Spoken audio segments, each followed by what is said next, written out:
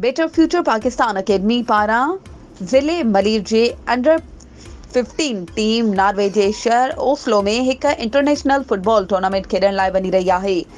इन सिलसिले में बेटर फ्यूचर पाकिस्तान जे एडमिन कैप्टन मोहम्मद हनीफ दालबोद मोहम्मदिन जे फुटबॉल स्टेडियम में प्रेस कॉन्फ्रेंस कंदे चयो त team manager captain Hanif, coach Abdul Rashid ऐं एडमिनिस्ट्रेटर अब्दुल्ला मीडिया सां ॻाल्हाईंदे चयो त असांजी भरपूर कोशिश हूंदी त आलमी सतह ते पाकिस्तान जो नालो रोशन करे दुनिया खे पैगाम ॾींदासीं त असां वटि बि बासलाहियत फुटबॉलर आहिनि।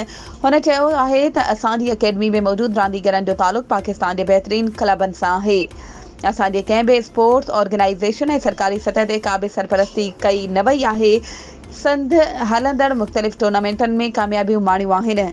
इन मौक़े ते पाकिस्तान पीपल्स पार्टी ज़िले मलीर जे सदर MPA राजा अब्दुल रज़ाक टीम जे रांदीगरनि सां गॾु ग्राउंड में वेही उन्हनि जी हौसला अफ़ज़ाई कई ऐं पंहिंजे भरपूर ताउन जो यकीन ॾियारियो।